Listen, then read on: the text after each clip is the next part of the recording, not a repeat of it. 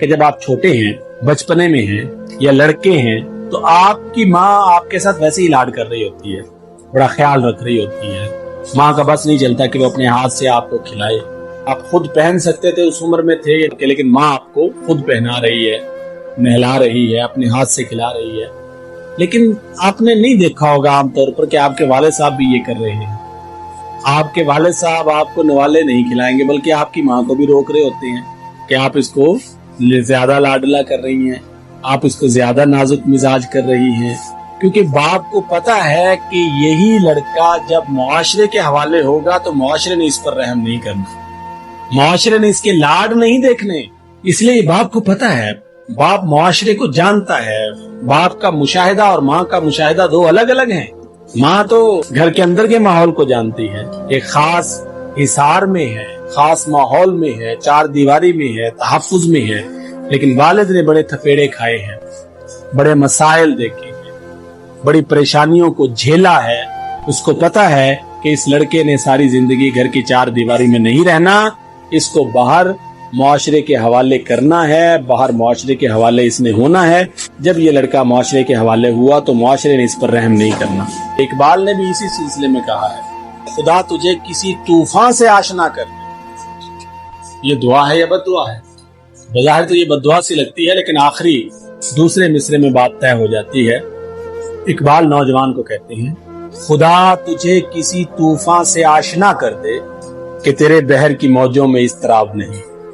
पुरसकून जिंदगी है, राहत वाली जिंदगी है। इसलिए मैं चाहता हूँ जरा ऐ मौज हवादस इनको भी दो चार थपेड़े हल्के से, ऐ हादसे वाली मौज इनको भी थोड़ा सा सबक तो सिखाओ ना।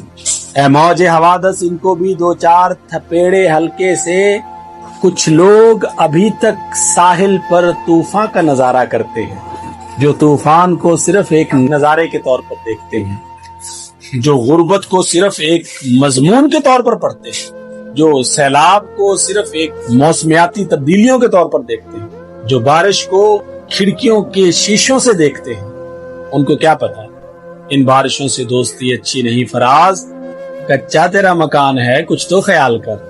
ये सारा वालिद को पता होता है कि बेटे ने जिंदगी कैसी गुजारनी है।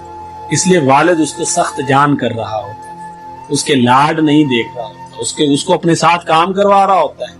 कभी लकड़ियां कटवाता है, कभी घास उठवाता है, तो वो बाप आप पर जुल्म नहीं कर रहा, आपको तैयार कर रहा होता है। अभी तो एक सरप्रस्त है ना, अभी तो एक हाथ है आपके सर पर, अभी तो एक साया है, अभी तो एक दरख्त है जिसके साये में हैं आप।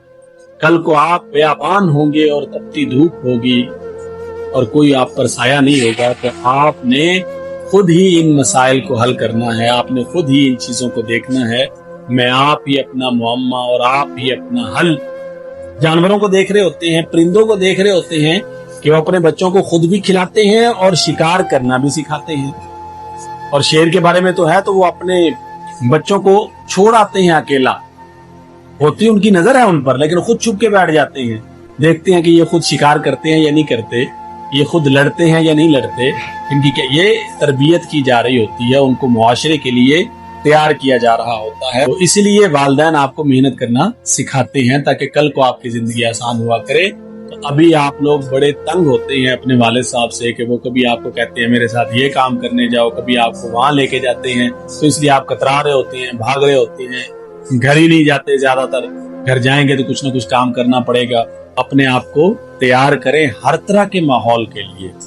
ये नहीं है कि आपको हमेशा फूलों के हार पहनाए जाएंगे। मुश्किलात आपका रास्ता देख रही है, मुश्किलात आपका राह तक रही है, मसाइल आपके इंतजार में है।